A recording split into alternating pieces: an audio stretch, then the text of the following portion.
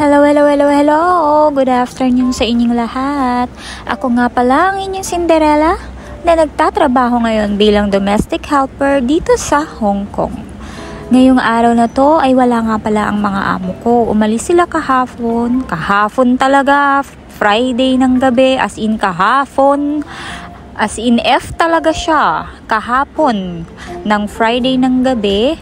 Bali, meron uling practice ang aking alaga para sa kanyang gaganapin na competition sa kanyang golf sa Disperas ng Pasko.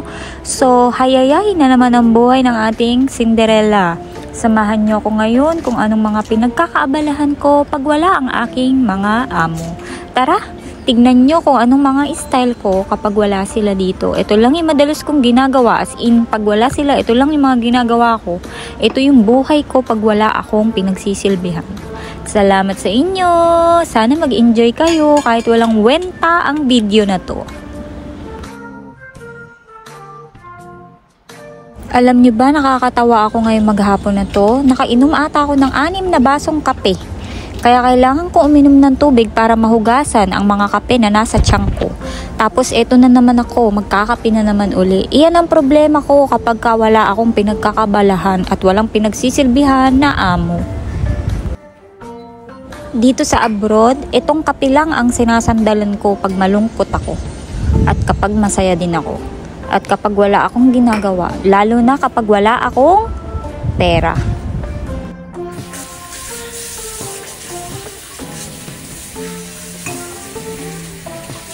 Hindi ako nag-aaksaya ng tubig ha. Binabad ko kasi itong basahan na to na punasan ng aming kamay sa Clorox. Kaya iyan, nilalaban ko. Alam niyo na, baka may magsabi dyan, nag-aaksaya ako ng tubig dahil hindi ako ang nagbabayad. Hindi sa ganun. Uy! O siya, magtitimpla na tayo ng kape. Pang-7 ko na ata ito.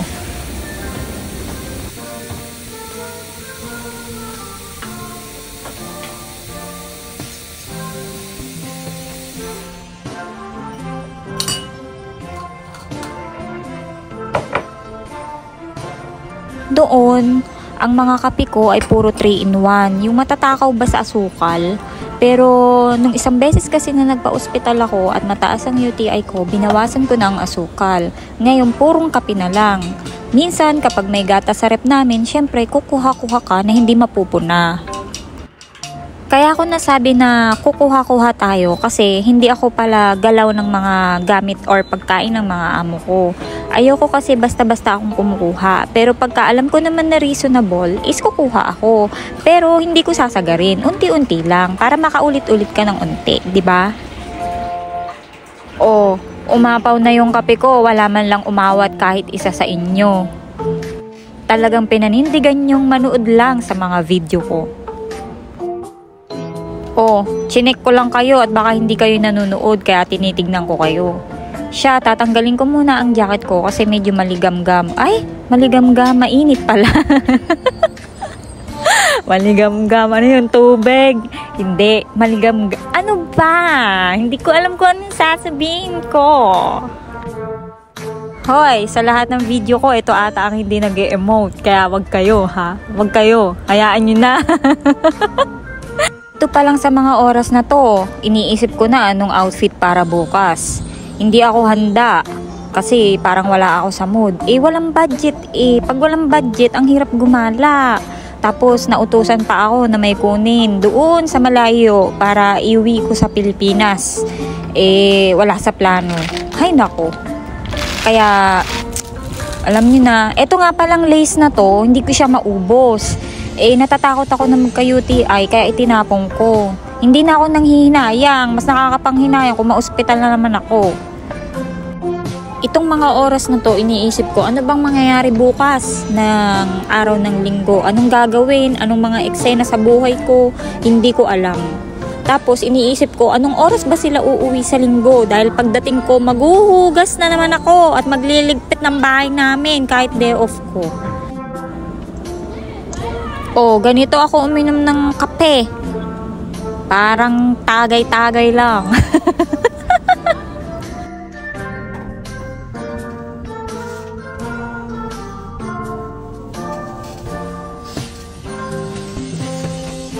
Oh, Kaiinom ko ng kape, kailangan ko umihi. Diyan lang kayo. Ngayon, pagtapos ko uminom ng kape, ramdam na ramdam ko na yung gusto ko namang matulog. Ang problema, pag natulog ako, baka may tumawag na delivery, hindi ko masagot. E di, paano yan? Baka saan tayo mapunta? Ma-terminate tayo.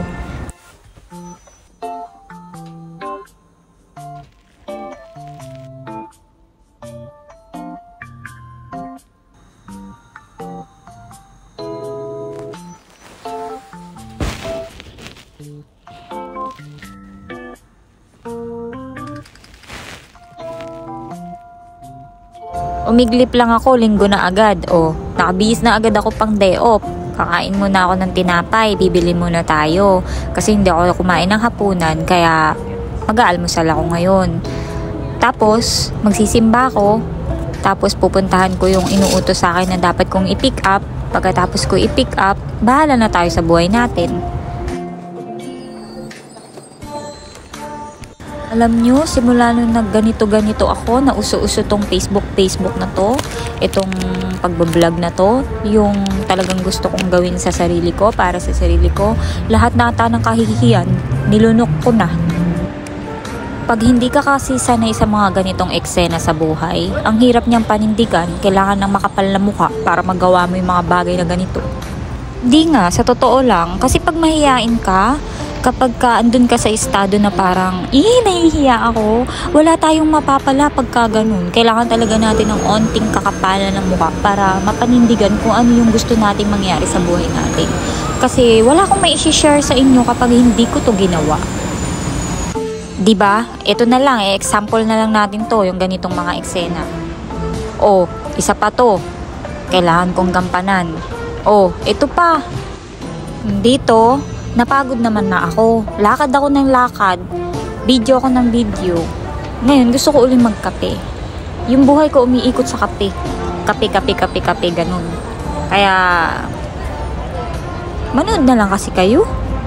Pagkatapos kong ayusin at magkape, pupunta muna ako sa simbahan para magsimba. Ipagdasal lahat ng mga kasalanan ng ginagawa ko. Kasi minsan, nagtatouch din ako. Charot lang.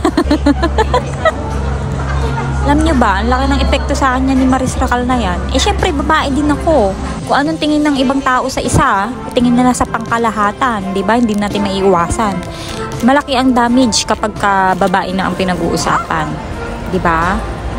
Sa lalaki, okay lang Parang hindi ganun kabigat Pero pagka kami mga babae ang may nagagawa, parang pati kaluluwa namin damay na. Pero, maseryoso talagang nagsimba talaga ako. Hindi mawawala sa akin yung pagsisimba. Alam yung importante sa buhay ko yung humihingi ako ng patnubay mula sa kanya talaga. Hinihingi ko ng tawad lahat ng mga kasalanan na nagagawa ko sa buhay ko, sa ibang tao, sa asawa ko, sa anak ko, sa mama ko, sa mga kapatid ko, sa kapwa-tao ko. Alam niyo yun, kasi hindi tayo perfecto May nagagawa at may nagagawa tayong pagkakamali sa buhay natin na hindi ko naman sinasabi na mabigat. Pero at least, dumadating ako sa point na kailangan ko talagang hihingi siya ng tawad. May panahon na alam mo sa sarili mo na nakakalimot tayo. Ito, matapos yung ilang mga minutong pagdadrama, balik tayo sa ganitong sitwasyon. Ito, ayusin ko lang yung aking labi kasi kumain ako. Mamaya iinom tayo ng tubig at magliliwaliw.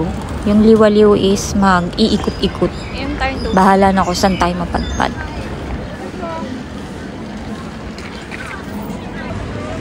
Legit man, legit yung hiya ko kapag tinitignan nila ako kapag nag-video ako. Pero ayos lang. At least, masasabi ko na masaya din ako kasi may mga tao na nanonood ng mga ina-upload kong video at na-appreciate nyo yung effort ko.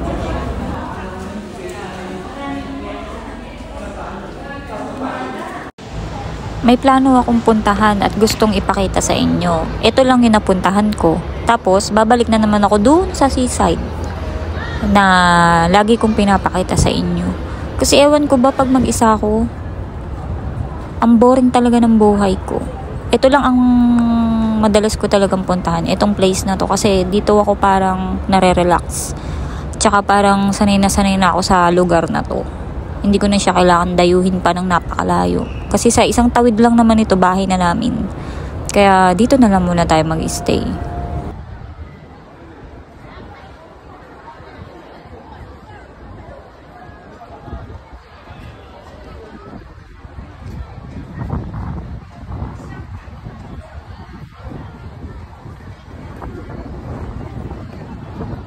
Hindi ko lang na-check talaga yung pinaka-weather ngayong araw na to. Alam nyo ba, ngayon nagdudusa ako. Yung suot-suot ko, ang unti. Kumbaga, hindi siya sapat para sa lamig ngayong araw na to. Kaya ito, ginaw ako. Importante lang talaga sa akin is, kahit paano, may maipakita ako o may ma-share ako sa inyong simpleng bagay or simpleng video na maaari nyong mapanood at magustuhan kung sakali. At least makikita ko or masasabi ko sa sarili ko na nakakagawa din ako ng kahit paano, hindi man ganun kalaki, pero nakakagawa ako ng kahit paano na may inspire kayo kung ano yung pagkakaiba ng bansa natin tsaka sa bansa dito. At least baka maisipan nyo na magpunta dito. Alam nyo kung saang lugar. Umihi muna uli ako kasi kaiinom nga ng kape. Itong pinapakita kong lugar sa inyo ay isa sa mga place kung saan napupuno ng mga domestic helper. Kasi ito talaga yung isa sa pinaka-wide na pahingahan namin mga katulong. Dito kami nag-share ng story namin sa buhay, sharing ng problema sa trabaho or experience sa trabaho. Ganun. So, kaya nakikita nyo parang punong-puno ng tao. Sana na-enjoy nyo yung panonood nyo sa paglalakad ko. At napagod ako kaya uupo muna tayo. Kape na naman, syempre. O wala na akong maikwento sa inyo. Sa susunod na lang uli. Ingat kayo.